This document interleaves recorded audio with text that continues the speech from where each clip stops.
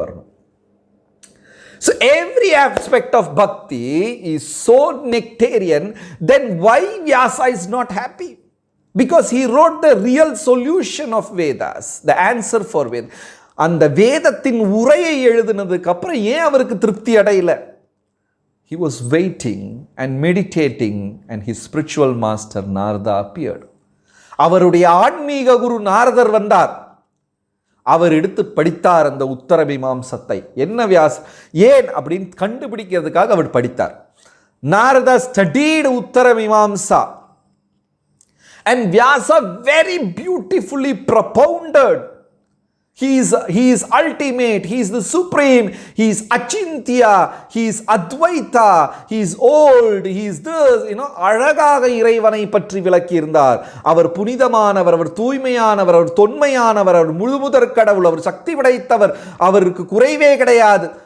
Then Vyasa said, Narada said, Vyasa, but you didn't write who is he? அவர் யாருன்னு நீ விளக்கலையே. அவர் அப்படிப்பட்டவர், அவர் இப்படிப்பட்டவர், அவர் எதெல்லாம் சொல்லி, ஆனால் அவர் யாருன்னு சொல்லலையே. You have said that he is great, he is like that. இதுதான் பாகவதத்திற்கும் உலகத்தில் இருக்கக்கூடிய அனைத்து மத கிரந்தங்களுக்கும் உள்ள ஒரே ஒரு வேறுபாடு. This is the one and the only difference between all the scriptures in the world and Srimad Bhagavatam, because all the scriptures, all the universal scriptures, the Greek, Hebrew, Chinese, Latin, Arabic, any philosophy, it speaks the glories of God. It doesn't say who God is. உலகத்தில் இருக்கக்கூடிய அனைத்து மத கிரந்தங்களும் மத புத்தகங்களும் அவரின் பெருமையை பேசுகின்றது, அவர் யார் என்று குறிப்பிடவில்லை.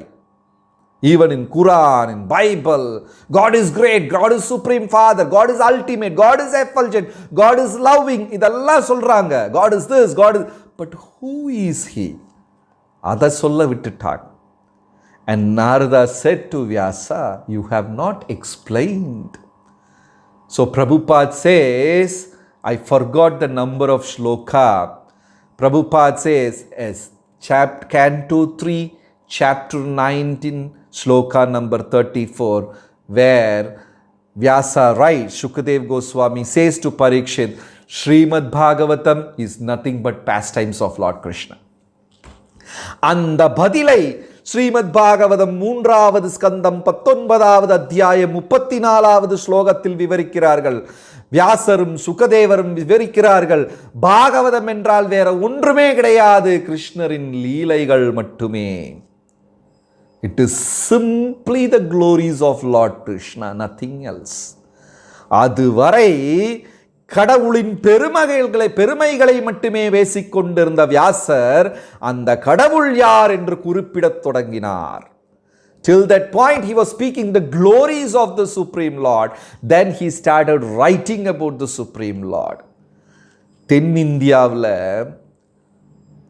பழமையான பாகவதம் பாடக்கூடிய பாகவதர்களுடைய ஒரு பரம்பரை இருக்குது. In South India, the traditional Bhagavatam singers, Bhagavatam reciters, they used to recite one song, one line, very meaningful.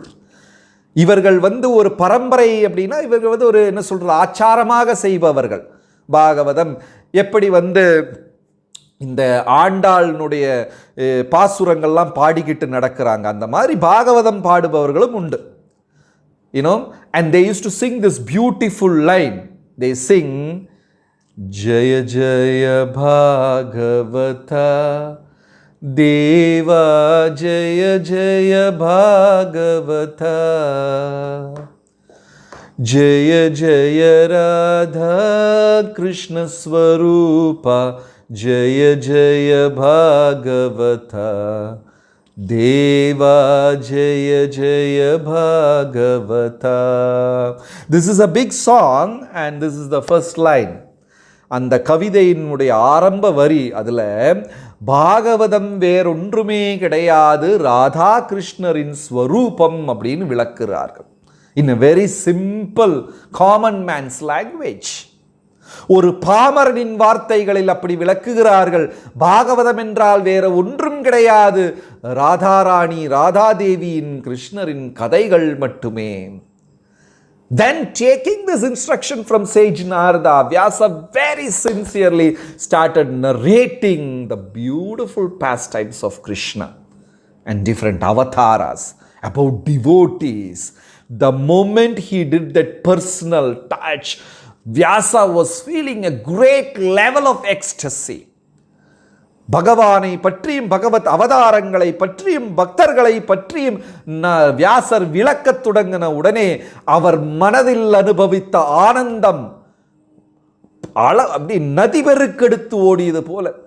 And Vyasa himself is saying, I was feeling so much of bliss, ecstatical bliss, and the bliss became a hindrance for me to write Bhagavatam. யோசிச்சு பாருங்களேன், அந்த ஆனந்தம் பெருமானந்தம் அனுபவிக்கிறார். அந்த ஆனந்தமே அவருக்கு பாகவதம் எழுத இடைஞ்சலா இருக்குதான். யோசிச்சு பாருங்க, உங்களுக்கு முன்னாடி பாயசத்தை கொடுத்துட்டாங்க, அவ்வளவு இனிப்பு, அவ்வளவு ருசியான. இதுதான் பகவானை ஆறாவமுதன் அப்படின்னு கூட கிருஷ்ணருக்கு ஆழ்வார்கள் பெயர் வைத்திருக்கிறார்கள், பெயர் சூடியிருக்கிறார்கள். Alvars use to glorify Krishna, அதெல்லாம் இங்கிலீஷில் சொல்ல முடியாது. ஆறாவமுதன், திகட்டாத இன்பம். இனிப்பை எவ்வளவு சாப்பிடலாம்? பாயசம் 1 கிளாஸ் 2 கிளாஸ் குடிக்கலாம், ரசகுல்லா குலாப் ஜாமுன் 4-5 சாப்பிடலாம், எவ்வளவுதான். எங்கேயாவது வச்சு அந்த இனிப்பான தின்பண்டம் திகட்டத்தான் செய்யும். If you are eating sweet, how much can you eat? Maybe 1 serving, 2 serving, 3, 4. Somewhere you will feel saturated. You can't take it more. ஆனால் பகவானை பற்றின இனிப்பு எவ்வளவு பருகிக்கொண்டே இருந்தாலும் திகட்டாது, தெள்ளளவும் திகட்டாத ஆனந்தமே Aravamudhan. You will never get saturated, unlimited joy. That is why Vallabhacharya sang. அதனால தான் அவர் பாடியிருக்கிறாரு, அதரம் மதுரம் நயனம் மதுரம் ஹசிதம் மதுரம் கமனம் மதுரம் ஹிருதயாதிபதேர் அகிலம் மதுரம். Everything about the Lord is so sweet. His walk is sweet, His speech is sweet, His smile is sweet, His gait is sweet, His dress is, everything about the Lord is sweet. கடவுளை சம்பந்தித்து அனைத்துமே இனிமையானது, மதுரம். அவர் நடந்தால், நின்றால், அமர்ந்தால், சிரித்தால், பேசினால் அனைத்துமே மதுரம். என்ன கூறுவது? மதுராவின் அரசரை பற்றி வேற நான் என்ன சொல்லுவது? He is the Lord. இங்க அந்த மதுரா அப்படிங்கிற வார்த்தை மதுரம் அப்படி 2ஆ பிரிக்கிறாங்க. ஒன்னு ஊர் பேரு, இனி ஒன்னு இனிப்பு. So Acharyas are giving smart, very amazing explanations they gave. He is the Lord of sweetness. அந்த இனிப்புல நம்ம கொஞ்சம் உப்பை போட்டுக்கிட்டு ப்ரீச்சிங்னு சொல்லி பண்ணிக்கிட்டு இருக்கிறோம். அதனால தான் யாருமே எடுக்கிறது இல்லை. ஏன்? உப்பை போட்டுறோம் உள்ளுக்குள்ள. And that is called preaching. So if we present it as it is, who will not accept that in this world? Suppose you are distributing ice cream, suppose you are distributing gulab jamun, rasgulla, cakes, you are distributing some kind of, who will not accept it? Everyone will accept it. இனி அந்த ஆளுக்கு diabetes இருந்தா கூட என் பேத்திக்கு இருக்கட்டும் டப்பால போட்டு கொண்டு போயிடுவார். Everyone will accept sweet, but still why people are not receiving it? In the name of preaching we are adding bitter to it. That is my impurity.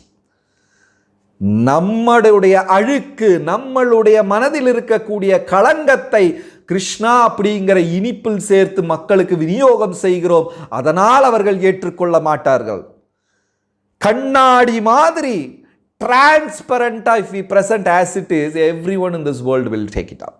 இந்த படைப்பில் இருக்கக்கூடிய அனைத்து மனிதர்களும் எடுத்துக்கொள்வார்கள். பிரபுபாதர் ஒரு முறை சொன்னார், அந்த மாதிரி தூய பக்தர்கள் எனக்கு கிடைத்தால் 18 நாளில் நான் இந்த உலகத்தை கிருஷ்ணமயமாக்கி மாட்டி காண்பிக்கிறேன் அப்படின்னு அவர் சேலஞ்ச், சவால் விட்டார் ஒரு முறை Prabhupad. If I get pure personalities, I will convert the whole world in 18 days. இந்த உலகத்தை 18 நாட்களில் மாற்றி காட்டுகிறேன் அப்படிங்கிறார். இதை ஹரிசௌரி பிரபு அவருடைய புத்தகத்தில் இது பண்ணி இருக்கிறார். He has recorded in his book. Harishauri Prabhu has recorded this in his book. Prabhupada saval vittar. Prabhupada did a challenge. So Vyasadeva started giving commentary for his Uttaramimamsa, and that is Srimad Bhagavatam. So வியாசதேவர் அவர் எழுதின அந்த 6 படைப்புகளுக்கு பதிலாக எழுதின உத்தரமீமாம்சம், அந்த உத்தரமீமாம்சத்துக்கு அவர் எழுதின விளக்கம் தான் ஸ்ரீமத் பாகவதம். அதனால்தான் அவர் முதல் வார்த்தையை மாற்றவே இல்லை. ஏனென்றால் இதற்கும் வேதாந்த சூத்திரத்துக்கும் ஒரு வித்தியாசமும் கிடையாது அப்படின்னு ரொம்ப தெளிவாக சொன்னார். That is why Vyasadeva did not change the first sound of Srimad Bhagavatam, because Janmadi Asya is the first word of Vedanta Sutra also. Vedanta Sutravum Janmadi Asya அப்படினு தான் தொடங்குது, பாகவதமும் ஜன்மாதி அஸ்ய அப்படினு தான் தொடங்குது. ஏனென்றால் இதற்கும் அதற்கும் வேறுபாடு இல்லை என்பதை காண்பிப்பதற்காக. Just to prove that Bhagavatam, there is no difference between Bhagavatam and Vedanta Sutra.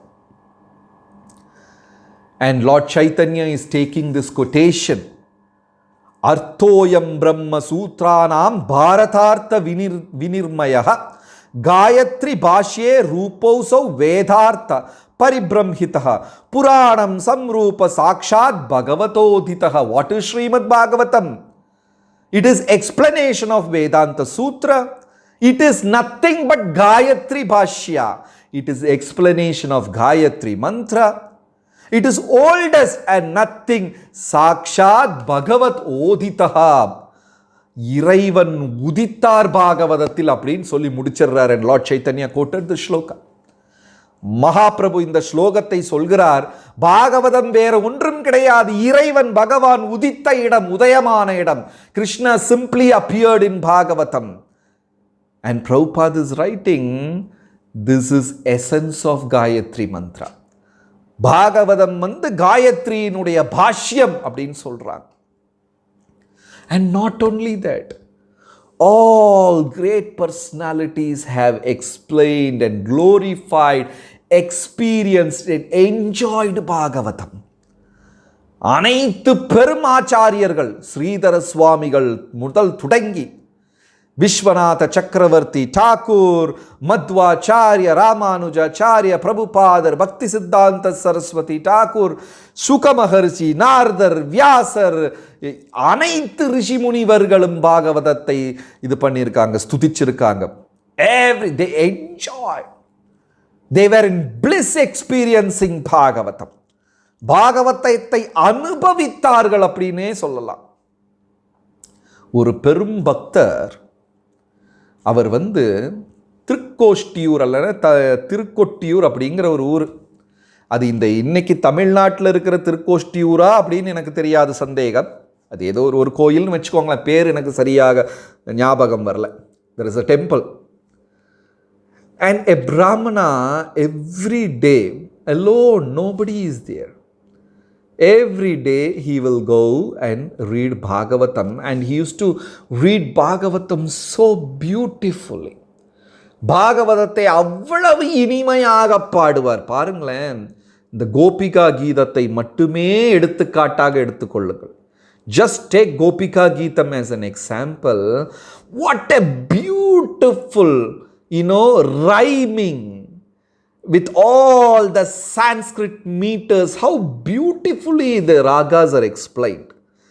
எவ்வளவு அழகாக நீங்க அதை எடுத்துக்கோங்க.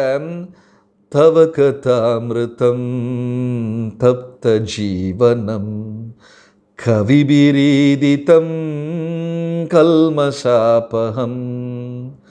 தவ கதாமிருதம் தப்த ஜீவனம், தாத்தா. கவிபிரீதிதம் கல்மஷாபகம், காக்கா. ஸ்ரவணமங்களம் ஸ்ரீமதாத்தம் புவி கிருண்ணந்தியே பூரிதா ஜன. ஸ்ரவணமங்களம் ஸ்ரீமதாத்தம், சேம் ஸ்ரீ ஸ்ரீ அது மாதிரி வரும். புவி கிருண்ணந்தியே பூரிதா ஜன, பாபா.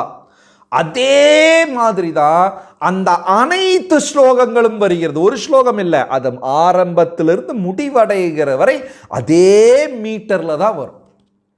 ஜெயதி தேதிகம் ஜன்மனா விரஜாம் ஸ்ரயத இந்திரா சாஸ்வதத்ரஹீம் தைத திருஷ்யதாம் தீக்ஷுதாவகா त्वयि धृताशवस्त्वं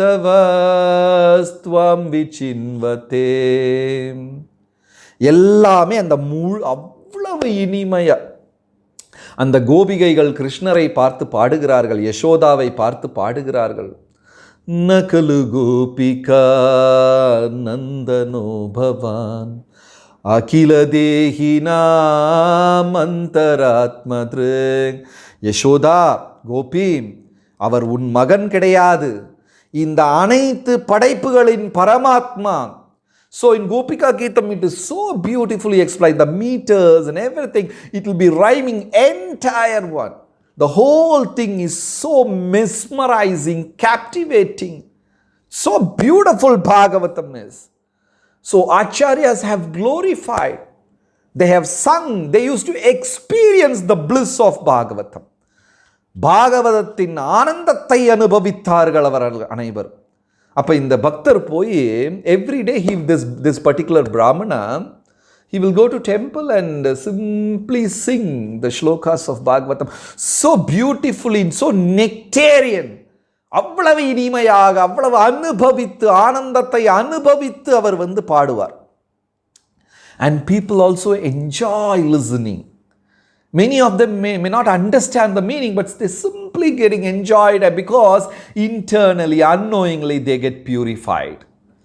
உள்ளுக்குள்ள தூய்மை நடந்து கொண்டே இருக்கிறது.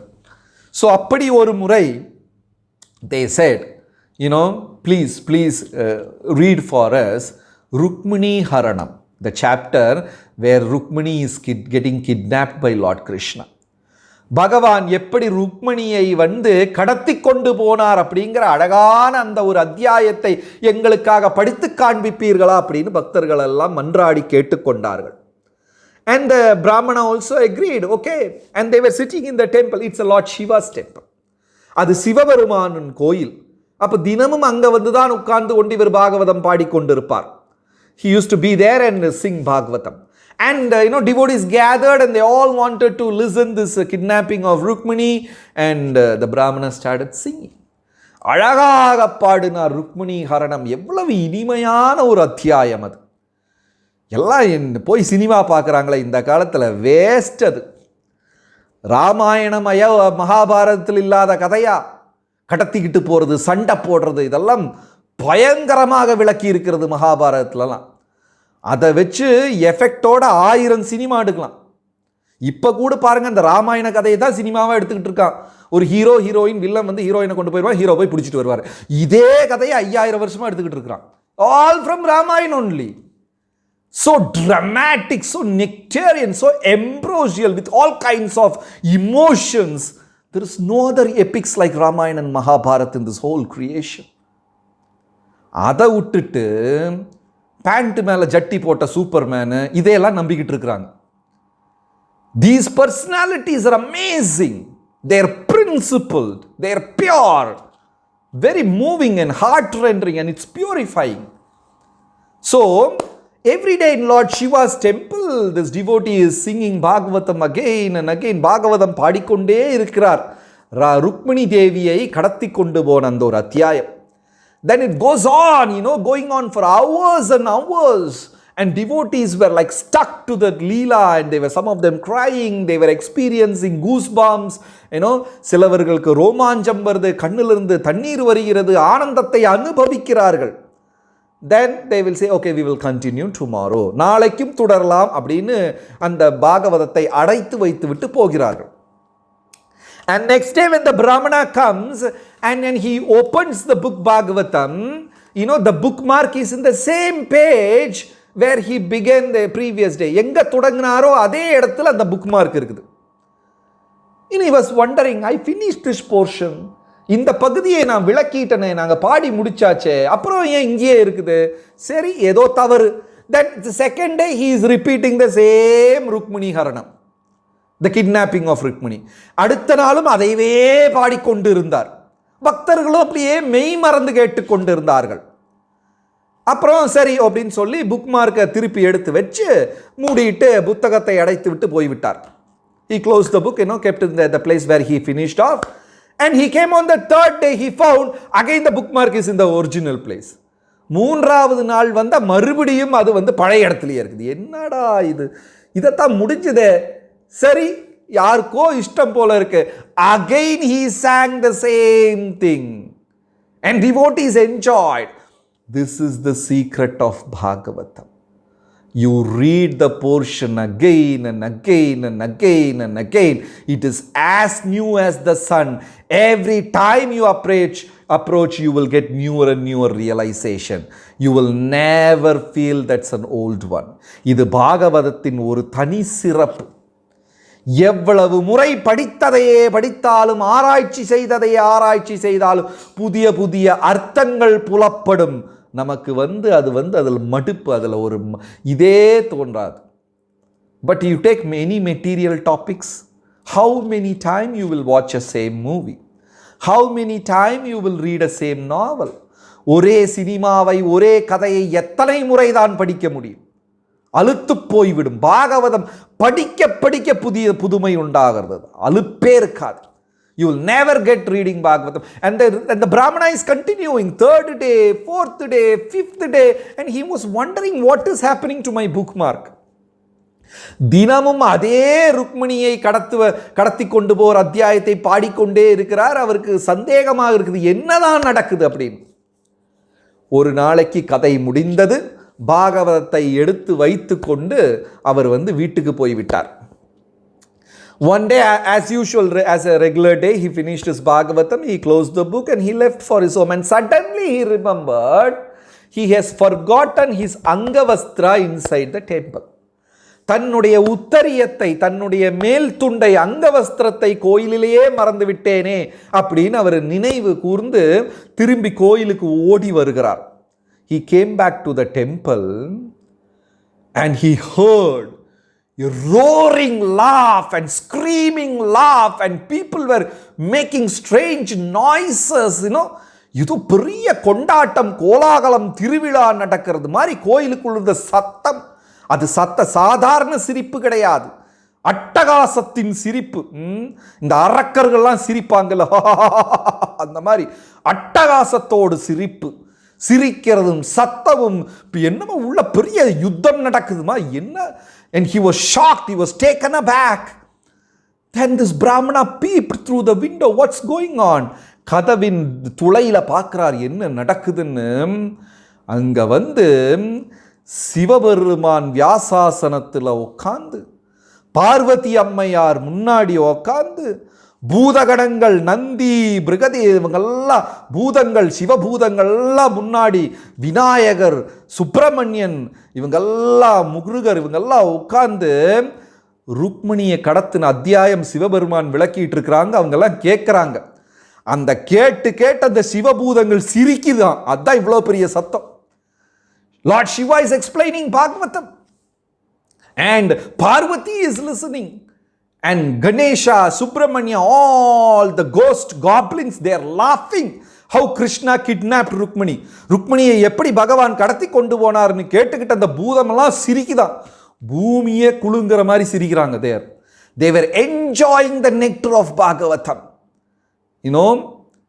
Then after beautifully, and this Brahmana with tears in his eyes, his body was trembling, voice got choked.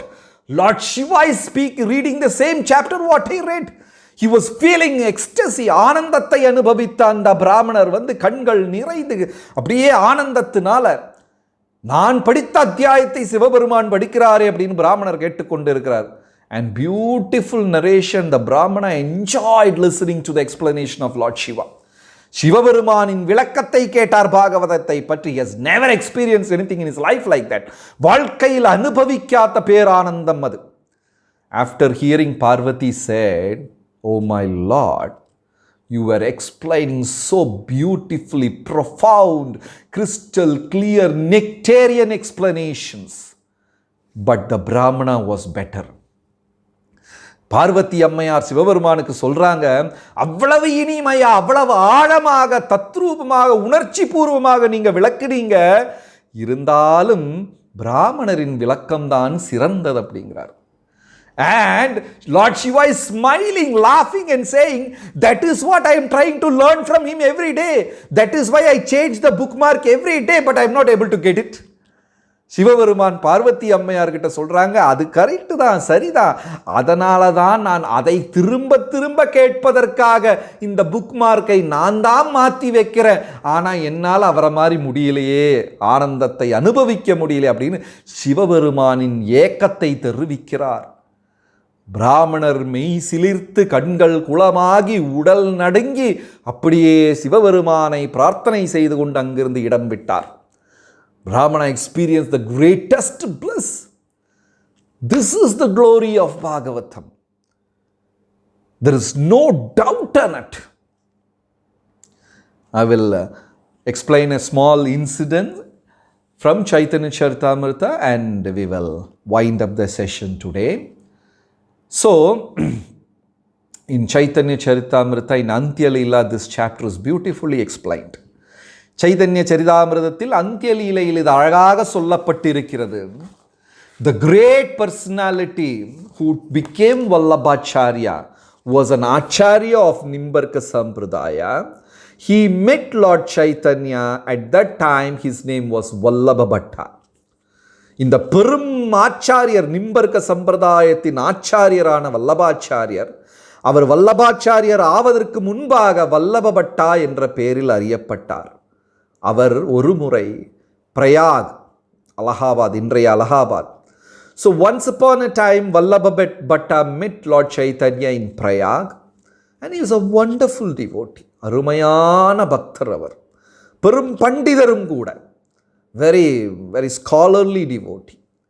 ஒரு முறை மகாபிரபுவை விருந்துக்காக அழைத்தார் and Lord Chaitanya accepted that hospitality and took prasad from Vallabha Bhatta's house.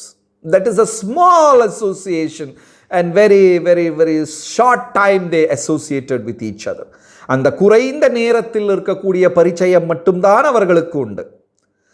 Then Vallabha Bhatta met Lord Chaitanya in Jagannath Puri. Jagannath Puriயில் ஒரு முறை Vallabha Bhatta Chaitanya Mahaprabhuவை சந்தித்தார். Then when he went in front of Lord Chaitanya, he glorified Lord Chaitanya like, amazing, with beautiful words, with nice Sanskrit words. அழகாக, இனிமையாக, ஆழம் மிகுந்த தெள்ளத் தெளிவான சரியான வார்த்தைகளால் மகாபிரபுவை ஸ்துதித்து பாடினார் Vallabha Bhatta. And devotees became very happy. And Lord Chaitanya also smiled, and accepted it and asked him, how is it, what is it? அப்போ வல்லப பட்டா தன்னுடைய சமஸ்கிருத புலமையை வெளிப்படுத்துவதற்காக ரொம்ப பேசினார் தேவையில்லாம. He wanted to exhibit his talents, தன் திறமைகளை வெளிப்படுத்துவதற்காக. நம்ம கூட நிறைய தடவை பிரச்சாரங்கிற பேரில் we exhibit our ego only. Many times we also exhibit our ego. Preaching means just humility. அகங்காரத்தை வெளிப்படுத்துவது பிரச்சாரமே கிடையாது. So Lord Chaitanya avoided him. அவரை விலக்குனார் மகாபிரபு. ஏன்னா மகாபிரபுக்கு இந்த ஆணவம் அகந்தைங்கிறதே பிடிக்காது. Devotee has any kind of ego, Lord Chaitanya will indirectly hint, avoid him, and devotees will understand, okay, Mahaprabhu is not very happy with me, and they will rectify themselves. சிறிதளவு அகந்தை ஆணவம் இருந்தால் கூட மகாபிரபுக்கு பிடிக்காது. ஒரு முறை சனாதன கோஸ்வாமி மகாபிரபுவை சந்திக்க வந்தார். மகாபிரபு அவரை அரவணைத்து கொண்டு கேட்டார், அழகாக இருக்கிறதே உன் உத்தரியம், உன் மேல் துண்டு, நீ உடலில் போட்டிருக்கக்கூடிய சத்தர் அழகாக, இவ்வளவுதான் சொன்னார் Mahaprabhu. Once Sanatana Goswami came and met Lord Chaitanya, and Sanatana Goswami had a very beautiful silk Kashmiri chadar. அழகான ஒரு மேல் துண்டு இருந்தது. Lord Chaitanya touched it and felt it and said, it's so beautiful. Mahaprabhu just commented this much. இவ்வளவுதான் சொன்னார். சனாதன கோஸ்வாமி உடனே தெரிந்து கொண்டார், நான் ஒரு துறவி, எனக்கு இந்த அளவுக்கு ஆடம்பரமான பட்டு துணிகளோட தேவை கிடையாது. நேரா கங்கையின் கரைக்கு போனார். அங்க ஒரு பிச்சைக்காரன் கிழிஞ்ச கம்பளியை போட்டிருந்தான். இதை கொடுத்து அதை வாங்கி கொண்டு வந்தார். Immediately Sanatana Goswami grasped the mood of Lord Chaitanya, what Lord Chaitanya is trying to hint. He went directly to the bank of river Ganges and he saw a beggar with all torn blanket. கிழிந்த ஒரு கம்பளியை வைத்து கொண்டிருந்தார். And Sanatana Goswami asked, can we exchange this? And the beggar thought, is this man a mad fellow? Why is he exchanging his costliest wonderful silk shawl and taking my torn, this blanket? இவருக்கு என்ன பைத்தியமா? சரி கிடைச்சது, அவன் ரொம்ப சந்தோஷத்தோட exchange பண்ணிட்டான். He changed. And Sanatan Goswami went with that torn, a simple blanket. Lord Chaitanya was so happy and embraced Sanatan Goswami. தன் உடைமை, ஒரு துறவி, ஒரு உண்மையான ஆன்மீகவாதி தன் உடைமைகளை குறைத்து கொள்ள வேண்டும். A real spiritualist should minimize his needs and wants. தேவைகளையும் உடைமைகளையும் குறைத்து கொள்ள வேண்டும். We can understand a person's consciousness by the things which he possesses. ஒரு மனிதனின் உடைமைகளை வைத்துக்கொண்டு அவன் உணர்வினை நாம் புரிந்து கொள்ள முடியும். அவன் உணர்வு என்ன அப்படிங்கிறது நமக்கு தெரிஞ்சிரும். Just by seeing his possession we can understand his consciousness.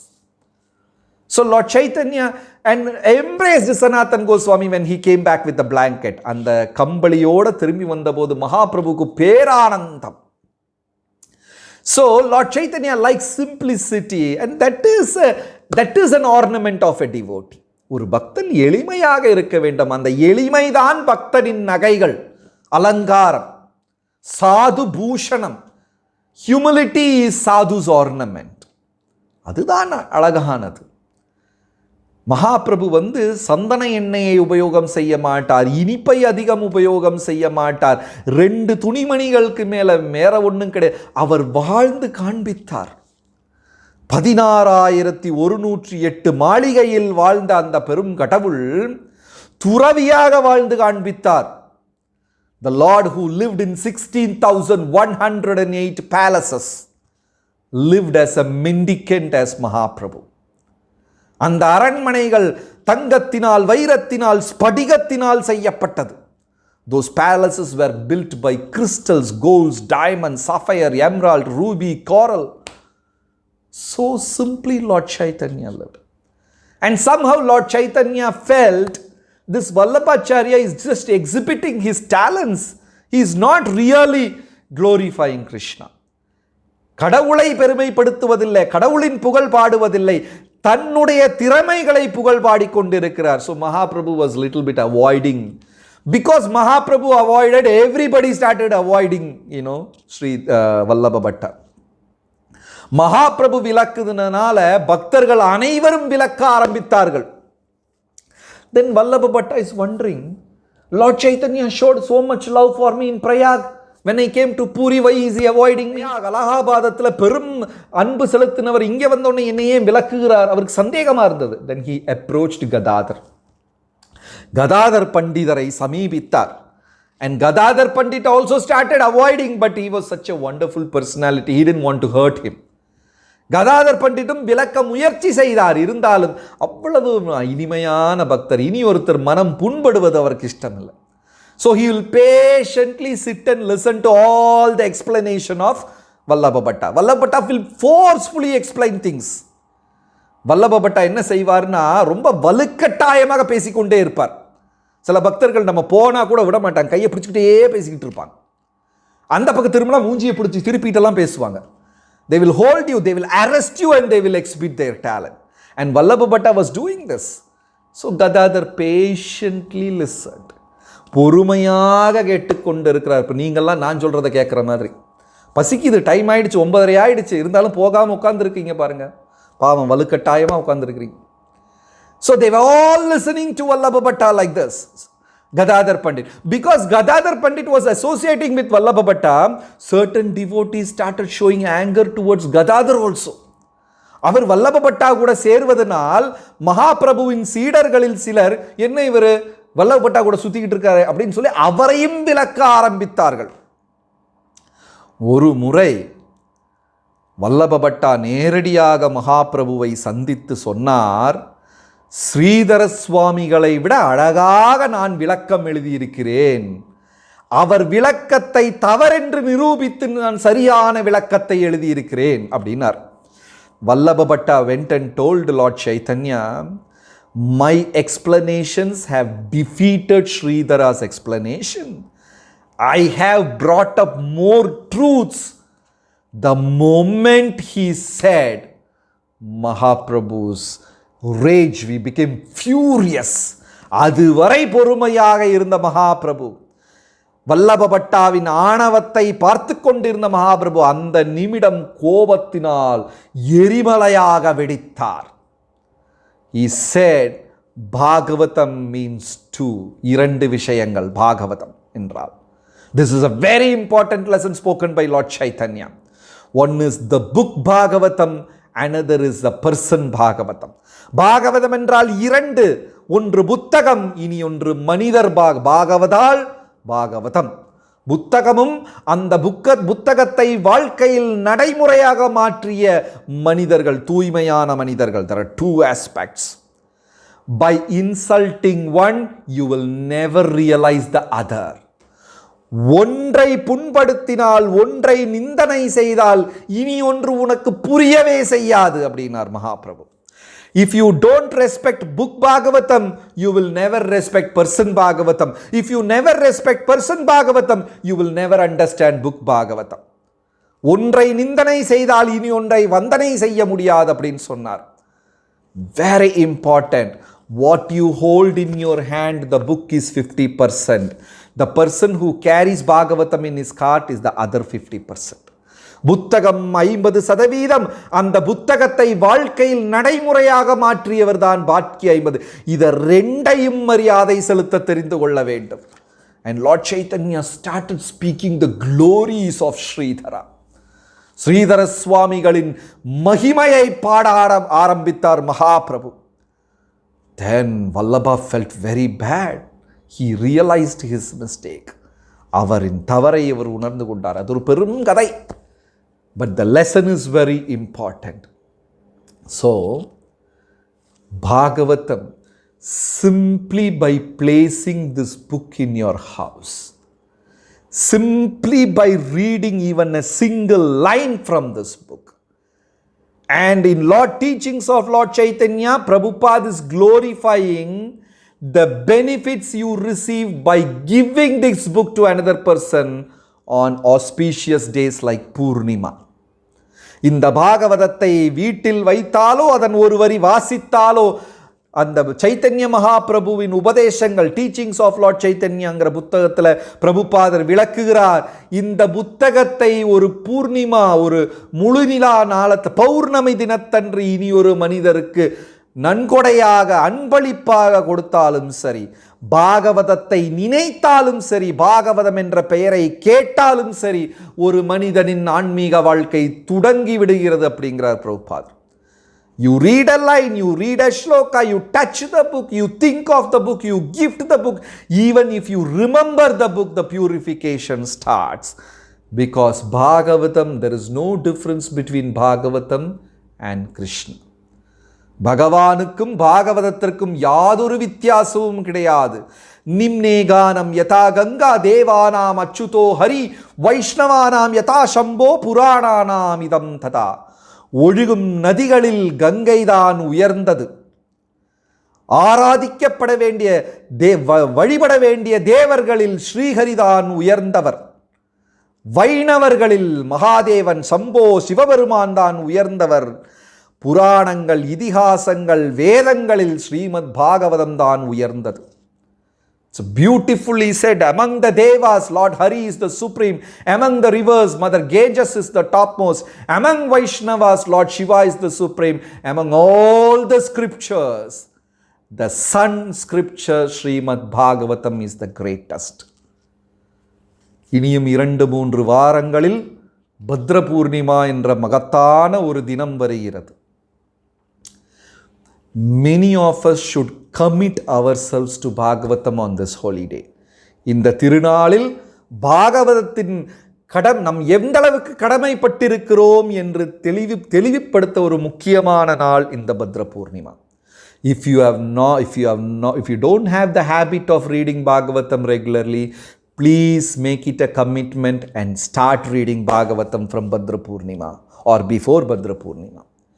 பாகவதத்தை நித்தியம் படிக்கும் அந்த ஒரு பழக்கம் நம் வாழ்க்கையில் இல்லை என்றால் இந்த திருநாளை வைத்துக்கொண்டு அந்த பழக்கத்தை துவக்குங்கள்.